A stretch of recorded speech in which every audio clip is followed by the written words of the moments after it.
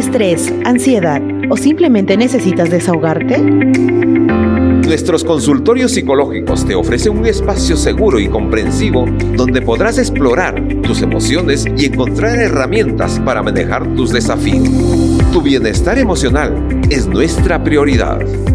Consultorio Psicológico. Ya estamos en Consultorio Psicológico. ¿Qué tal, licenciada Marcia Perales?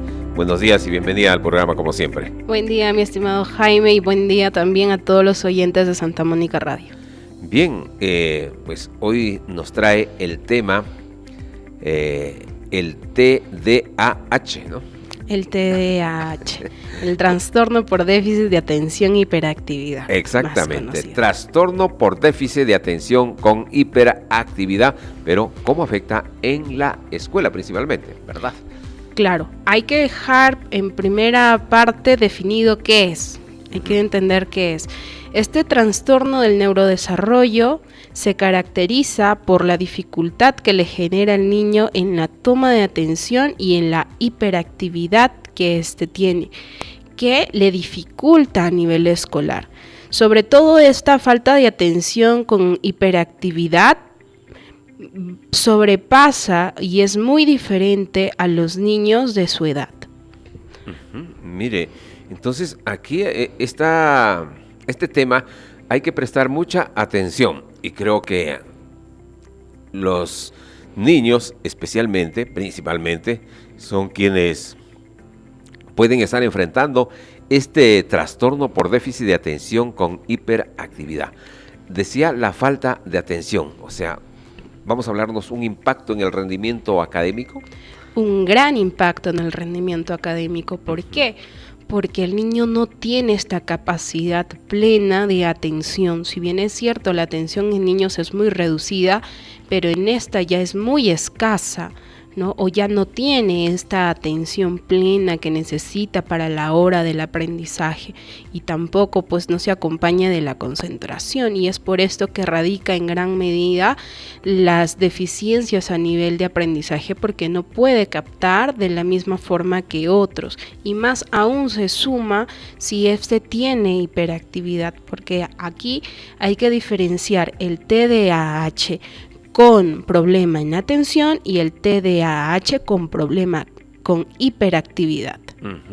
¿Cómo diferenciamos ahí, licenciada? Bien, cuando hay y se centra más en el tema de atención, vemos a un niño que le cuesta más el mantener la atención y es muy olvidadizo. Olvida las cosas, de dónde lo dejó, en qué lugar, olvida las tareas, olvida incluso dónde escribió cada nota. Entonces, esta mente está muy ida, no está muy desorganizada. Hay estos problemas de desorganización, no hay esta atención. Pero cuando ya hay y se caracteriza más por un TDAH con hiperactividad, ya nos referimos a que este niño, por ejemplo, en aula, corre constantemente, grita de la nada. Entonces ya, y se suma a la atención y la falta de concentración y los olvidos. Entonces ya es un poco más difícil el manejo de estos pequeños. Y es donde más rápido nos llegan a consulta, porque las docentes ya no aguantan. Claro, es decir, estos también pueden manifestarse en problemas de comportamiento. Se disfraza como problema del comportamiento, porque si bien es cierto, hay que diferenciar. Un niño que tiene TDAH no agrede, no grita, no insulta. Cuando ya hay estos comportamientos, ya hablamos de un trastorno de la conducta. Pero hay que diferenciarlo. Cuando ya vemos que el niño solamente grita o corre o se quiere subir a un estante o quiere jalar muchas cosas, bota todo, no estamos hablando de un problema de conducta, estamos hablando de un trastorno de déficit de atención con problema de hiperactividad. ¿Y a qué acarrea, vamos a decir, si esto no tiene un trato, no se le da la debida importancia? ¿A dónde puede llegar este problema? Por lo general, como hemos tocado el tema del ámbito escolar, es el que pierde el año escolar, el que el niño no evolucione académicamente. Si el niño no es atendido, si no se le ofrece la debida ayuda, el niño obviamente a nivel académico no va a alcanzar los grados que otros niños pueden, ¿no? No, de repente no va a terminar la escuela, no va a poder terminar la secundaria, no va a poder avanzar a secundaria.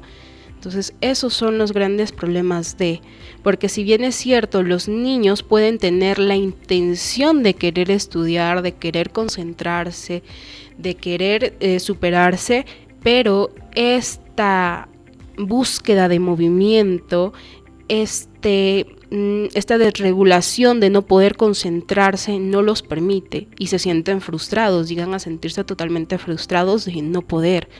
Y por más que uno le exija, los niños no pueden. Y no es porque ellos no quieran, sino porque su cuerpo así lo está decidiendo. ¿Es rápido identificar esta dificultad o este problema en los niños o hay que esperar primero los comportamientos? Durante la etapa de 12 años, un poquito más, ya se debe ir mostrando algunas conductas diferentes y los papás lo deben ir notando en casa.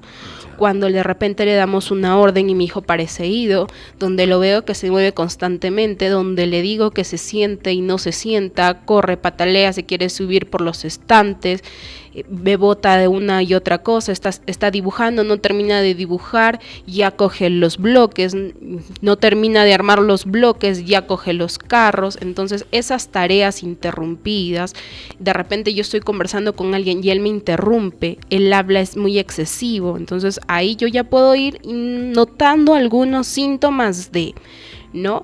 Y lo que nos dice el manual diagnóstico y estadístico, el DSM-5, el manual que utilizamos los psicólogos, nos indica que al menos los niños antes de los 12 años ya deben ir mostrando algunas características. Y a partir de los 12 años ya nosotros podemos diagnosticar como tal el trastorno, si es que es frecuente y si es que todas esas conductas tienen una duración de 6 meses. Ese es el periodo. 6 meses. Así es. Y ahora, porque esto le va, si es que no podemos identificar, no le podemos dar un trato a este problema del TDAH, afectaría principalmente sus situaciones académicas, ¿no es cierto? Sobre todo allí. ¿No? Pero también hay una desorganización dentro de su entorno, de él, su comportamiento ya en casa. La desorganización, claro que viene a raíz de ellos mismos, de su movimiento, del olvido, no necesariamente porque no se lo haya enseñado, sino porque exclusivamente por la dificultad, por el diagnóstico, por la condición, presenta eso. Consultorio psicológico, conversando con la licenciada Marcia Perales y hoy hablando sobre el trastorno por déficit de atención con hiperactividad, el TDAH. Bien, nos ha hecho un enfoque precisamente para ir detectando, conociendo algunos comportamientos de los menores de edad y nos ha dado hasta las edades, ¿no? 10, 11, 12 que podemos ya identificar, ¿verdad, licenciada? Así es, entonces vamos a tener en cuenta algunos síntomas y eso también en tener en cuenta papás y docentes, ojo, porque algunas veces los docentes envían a los niños diciendo se porta mal o porque hoy gritó en clase o porque no me hace caso o porque mucho corre, no está quieto. Licenciada, mándenlo, esto lo mandan a psicología, licenciada, se lo traigo a psicología porque este niño es muy inquieto, debe tener TDAH. Entonces, no solamente por mostrar un síntoma podemos diagnosticarlo, hay que tener mucho cuidado porque nuestras palabras pueden generar un gran impacto con los niños como también con los padres de familia. Entonces, ojo papitos, tantos síntomas para ustedes y síntomas a tener en cuenta a los docentes también. ¿Qué es lo que tiene que tener un niño para poder más o menos ir pensando que puede tener un cuadro de TDAH? Bien, entonces vamos. La primera en cuanto a relación de atención es la falta de atención, se distrae con facilidad. Pasa, aunque sea un bichito por el cielo y una plumita, el mínimo ruido se distrae. El niño no tiene esa capacidad atencional tan marcada. comete errores por descuido, dificultad para seguir instrucciones, no parece estar escuchándonos cuando le hablamos de forma directa, parece ido, parece ausente, problemas para organizarse en las tareas, no suele terminar tampoco las mismas, no llega a completar cierta parte de la tarea, llega a completar cierta parte de la escritura, suele perder las tareas, no sabe dónde deja las cosas y por último siempre evita algo pesado, tanto sea tareas, tanto alguna actividad que le suele ver difícil, evita. Pero hay que tener en cuenta que no es porque algunas veces él no quiera, sino porque sabe que se le va a hacer muy difícil o no lo va a poder cumplir.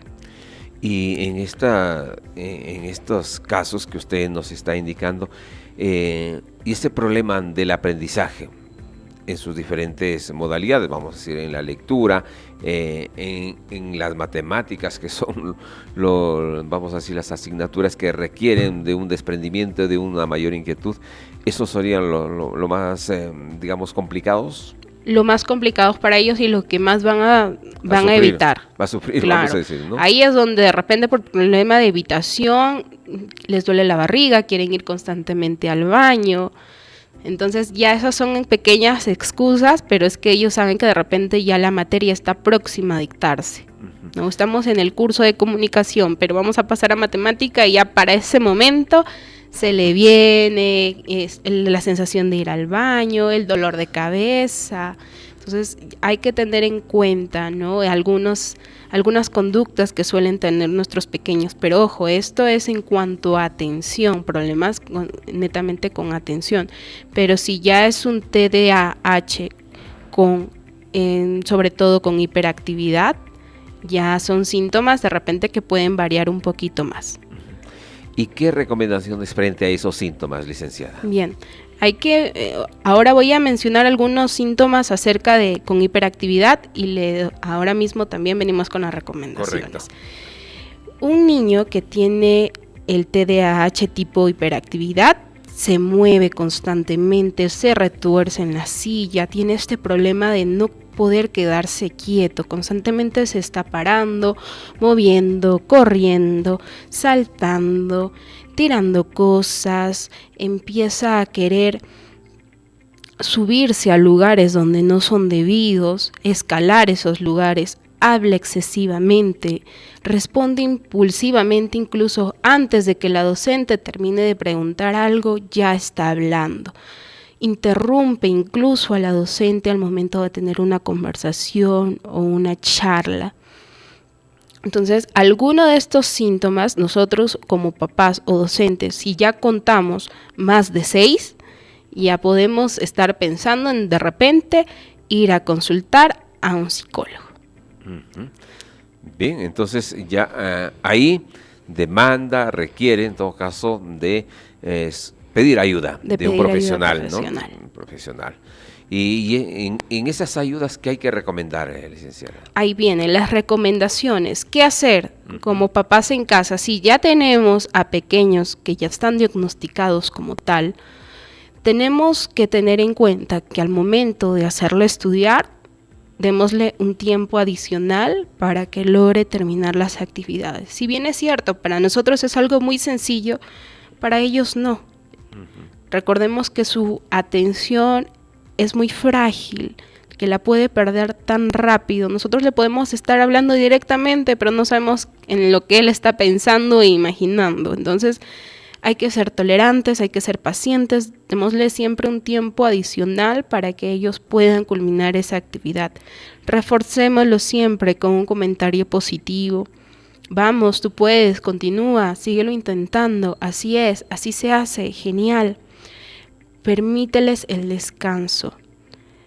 Está comprobado que cuando hacemos una tarea y nos damos una pausa de 2 a 3 minutos, la mente retoma con un nivel de atención un poco más alta y capta mucho más rápido. Entonces, no necesariamente por darle este descanso estamos perdiendo el tiempo. Por el contrario, estamos haciendo que la atención y la captación de la información ahora sea mucho más fácil. Tener también la limitación de distracciones. Si sabemos que nuestro hijo se va a distraer con todo o se distrae con todo y con nada, no vamos a ponernos a hacer la tarea en el cuarto de juegos. No nos vamos a poner a hacer la tarea frente a un televisor. No nos vamos a poner a hacer la tarea frente a diversos estímulos que sé que a mi pequeño le van a distraer con facilidad. Entonces es preferible un espacio donde sea netamente de estudio, donde haya una mesa, una silla, y sus materiales necesarios como su lápiz, sus plumones, ¿no? ¿Para qué? Para que el niño, y un ambiente donde no sea muy decorado, porque si no el niño por pistas visuales se va a distraer muy fácil. Entonces hay que tener en cuenta ello, hay que prever muchas cosas. Y en cuanto a la plana docente, ¿qué se le puede recomendar? Si bien sabemos que el niño se nos distrae rápido, que no puede sentarse, que se le es difícil mantenerse quieto, ¿qué puedo hacer? La primera recomendación, sentarle frente de usted. ¿Por qué? Porque si la sentamos frente a la docente o al docente y al niño, el mínimo movimiento que este niño haga, la docente puede decir, siéntate, regresa. Entonces el niño va a retomar de nuevo su lugar, ¿no? La atención va a estar ahí más presente. ¿Por qué? Porque va a tener miedo de que la profesora, en lo mínimo que él haga, le detenga. Entonces eso le va a ayudar un poco. Otro tip es que lo siente al lado de una persona que el docente sepa que puede ayudar y que sepa. ¿Por qué? Porque hay niños que suelen ser muy inteligentes, pero también son colaborativos. Entonces, en lo mínimo que haga, el niño pretende siempre apoyar al otro. Entonces, cuando este pequeño no pueda, le va a poder enseñar. Cuando este pequeño intente moverse, él le va a corregir que debe sentarse, que no es hora de moverse. Otro de los tips es las evaluaciones distintas. No nos enfoquemos en que todos son iguales y que ya no hay tiempo. Estos niños sufren, no porque quieran, sino porque la condición no les permite ser igual al resto. Entonces, si es cierto, yo les evalúo de forma escrita y no me responde nada. Veamos otra alternativa, ¿cómo me responde? Hay niños que responden las evaluaciones orales. Tomémosle esa evaluación oral. Mire, licenciada, entonces lo que uno debe tomar en cuenta en relación a este tema del TDAH. Y podemos concluir, vamos a ir con problemas de salud mental, como depresión, si estos no son detectados o no son atendidos oportunamente. Por lo general, aún son bajo las numerativas en cuanto a la asociación ya de este trastorno, pero sí a largo tiempo, si es que no son tratados o no son netamente vistos, sí puede llegar a generar este otro trastorno de depresión, porque por lo general existe esta frustración, este mal manejo, esta falta de entendimiento y puede generar algunos síntomas depresivos, pero comúnmente es bien visto en la etapa escolar. Por eso toco el tema de hoy. ¿Por qué? Porque es la docente quien lo vive, porque ya se empieza a diferenciar el niño. No es el mismo comportamiento de un niño, entre comillas, normal, que un niño neurotípico, ¿no? Con este problema, del neurodesarrollo. Es muy diferente la conducta. Los profesores no lo pueden controlar, no lo pueden manejar y sí piden ayuda porque no les es fácil avanzar con su clase, y para estos niños se nota el impacto en sus calificaciones. Bien, licenciada Marcia Perales, un tema que hoy nos ha puesto y nos pone pues en alerta para los papás, mamás, pero también en las instituciones educativas. Ahí ha dado usted algunos tips para que los docentes, igual que las familias, puedan ir identificando y actuar oportunamente frente a esta dificultad que pueden enfrentar los niños y adolescentes. Bien, licenciada, pero como siempre, algún número de teléfono para que les puedan hacer alguna consulta, el lugar donde atienden también. Siempre dispuestos a resolver cada una de sus dudas al 997-358306, mi número personal, y a nuestro Centro de Atención Psicológica y Desarrollo Integral Siente, en el Jirón Fray José Arana 880, nuestras psicólogas y la licenciada Karen Tarrillo y mi persona estaremos dispuestos a apoyarles. Qué bien. Gracias, licenciada Marcia Perales. Muy amable. Hasta nuestro próximo programa. Gracias. ¿Estrés, ansiedad o simplemente necesitas desahogarte? Nuestros consultorios psicológicos te ofrecen un espacio seguro y comprensivo donde podrás explorar tus emociones y encontrar herramientas para manejar tus desafíos. Tu bienestar emocional es nuestra prioridad. Consultorio psicológico.